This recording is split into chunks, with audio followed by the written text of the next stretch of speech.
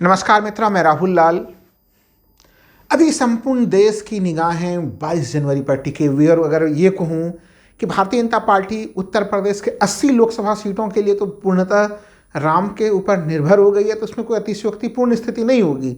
जिस प्रकार से 22 जनवरी के मामले को काफ़ी ज़्यादा उसको महालब्ध प्रतिष्ठित करने का प्रयास हो रहा है, उसमें मूल श्रेय ये माना जा रहा है कि सुप्रीम कोर्ट के आदेश के कारण राम मंदिर का निर्माण हो रहा है, जिसका श्रेय भारतीय जनता पार्टी लेने का प्रयास कर रही है। लेकिन इसी बीच में रंग में भंग डालने की कुछ कहानियां भी उत्तर प्रदेश से आ रही हैं, क्योंकि टीम इंडिया जिसको लेकर लगातार कहा जा रहा है कि वहाँ पे ना तो सीटों को लेकर समन्वय की स्थिति है, ना दूसरे कोई प्रकार की स्थितियां हैं।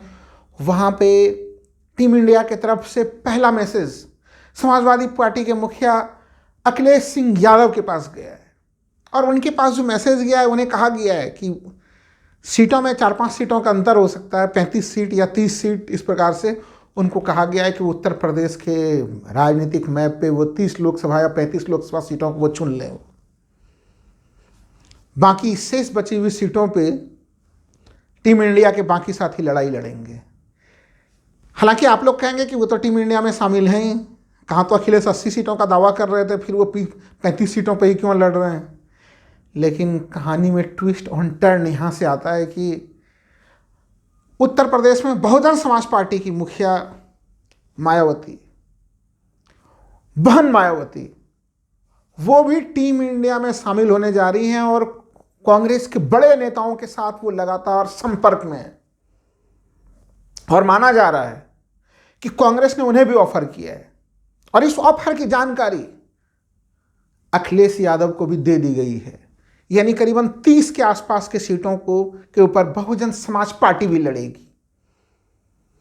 हो सकता है कि वो सीटों की संख्या अगर यहाँ पे 30 के आसपास अगर उत्तर प्रदेश में ना दिया जा सके, तो बहुजन समाज पार्टी को कांग्रेस कुछ सीटें उनके काफ़ी प्रभाव क्षेत्र वाले मध्य प्रदेश, राजस्थान सरीखे राज्यों में भी उन्हें सीट दिया जा सकता है, जिससे कि बहन मायावती बड़े इमेज के साथ, लार्जर देन इमेज के साथ जो है कि टीम इंडिया में वो शामिल हो सके।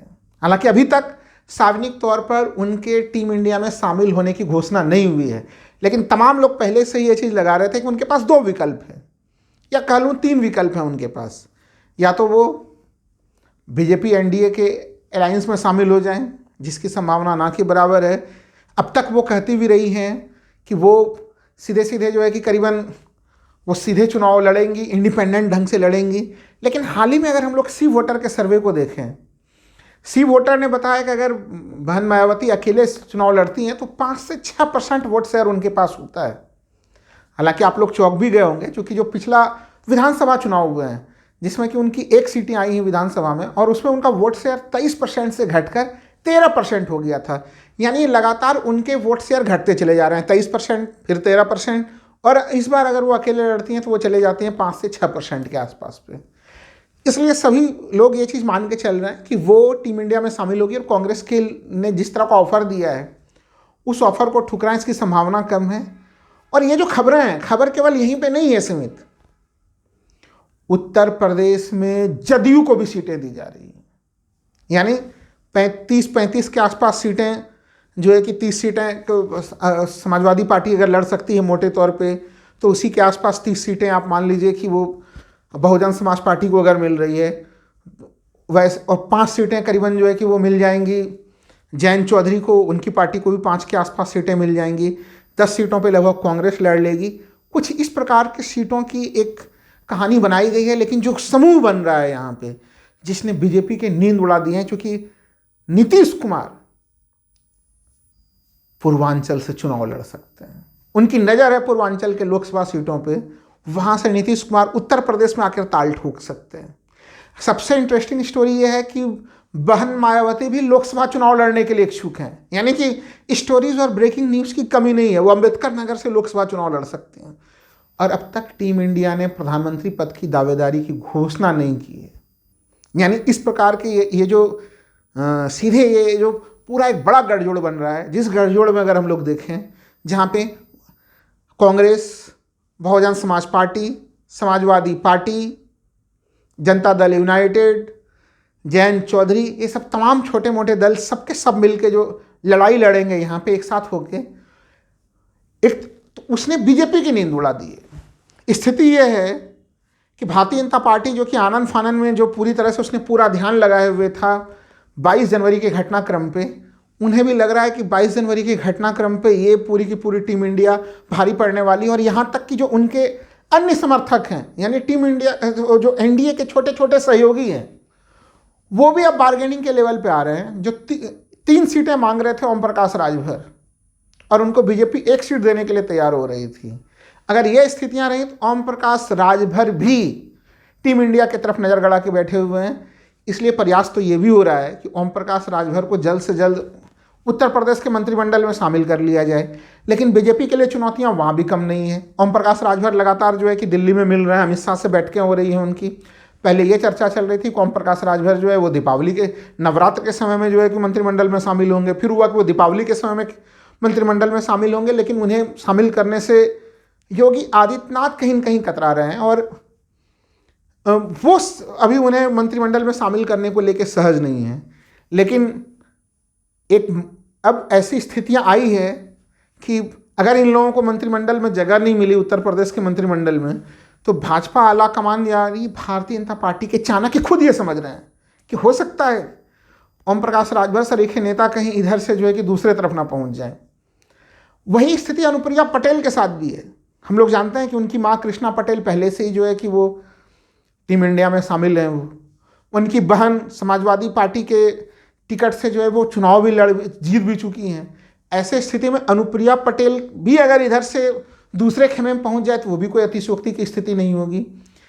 तो कहाँ तो भारतीय जनता पार्टी उत्तर प्रदेश के 80 सीटों को में से कम 70-75 सीटों को लेके बिल्कुल ही मुतमईन थी। वो मान के चलती थी कि लोकसभा की गिनती होगी और उसमें ऑटोमेटिक वो सीटें प्राप्त हो जाएंगी। ये स्थितियाँ थीं। लेकिन गठबंधन की जो नई तस्वीर सामने में आई है, और इन गठबंधन की नई तस्वीर को लेके बीजेपी को भी इसकी जानकारी है। ऐसे नहीं कि बहुत गोपनीय ढंग से काम किया जा रहा है और भारतीय जनता पार्टी को इसकी जानकारी नहीं है।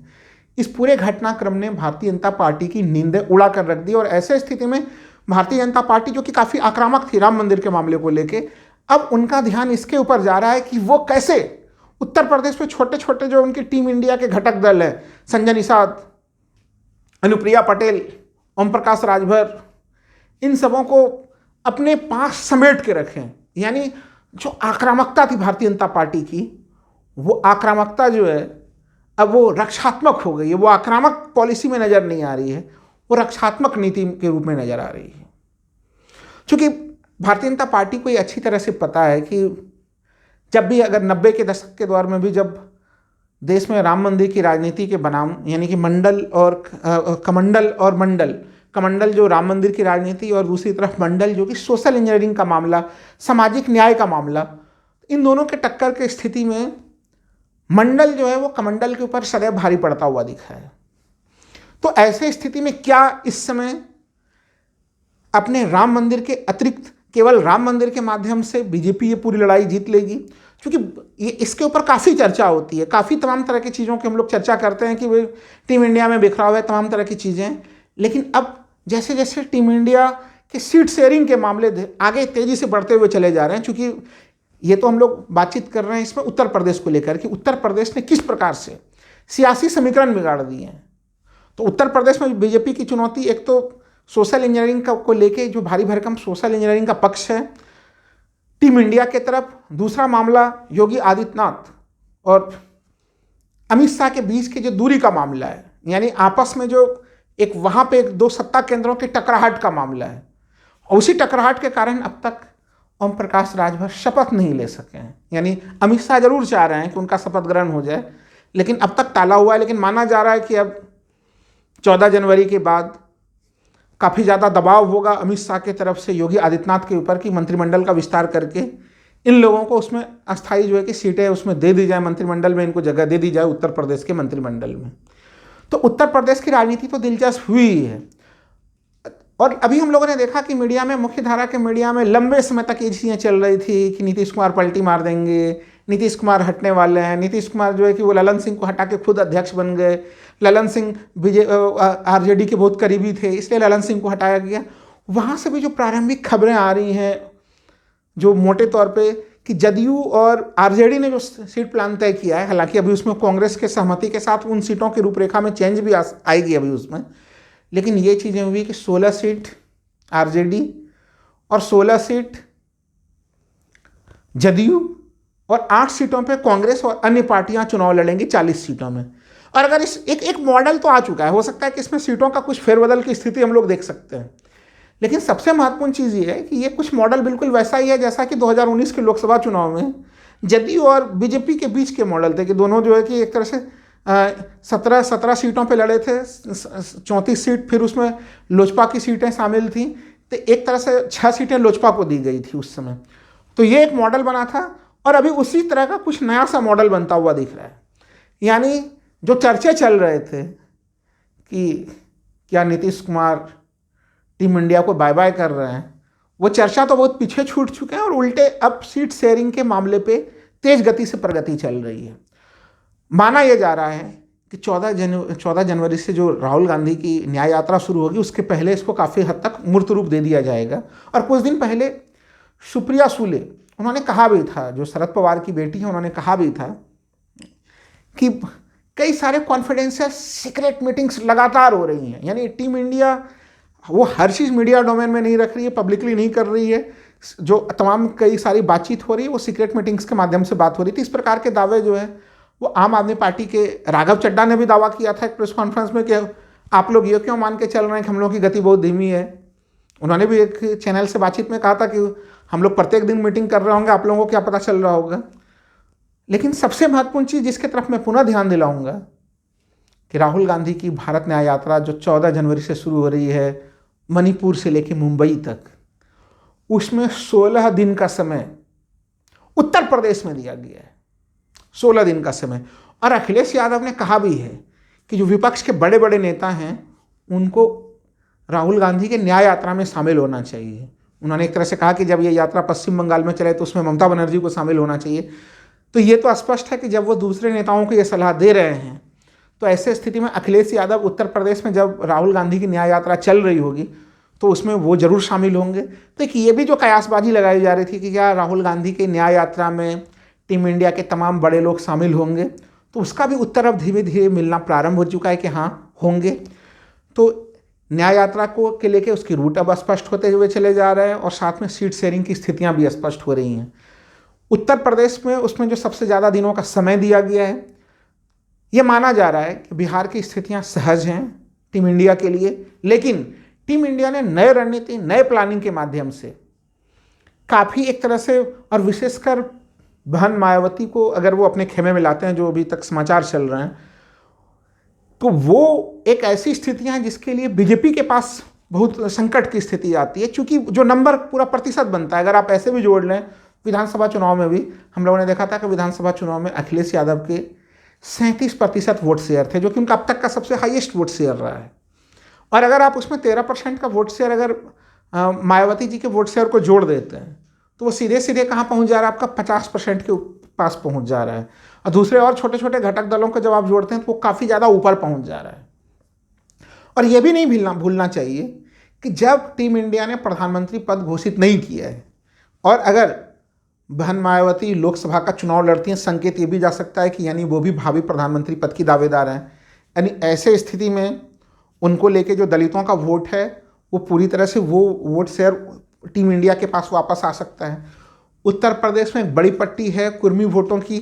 जब नीतीश कुमार यहाँ पे खड़े होते हैं और वो उत्तर प्रदेश से चुनौती देते हुए नजर आएंगे तो उनके लिए भी दावेदारी तय होगी कि हाँ वो भी एक तरह से प्रबल दावेदार हैं प्रधानमंत्री के।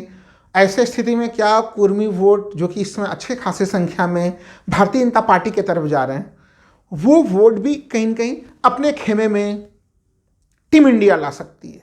तो टीम इंडिया का जो सोशल इंजीनियरिंग है वो काफ़ी मजबूत दिखाई दे रहा है।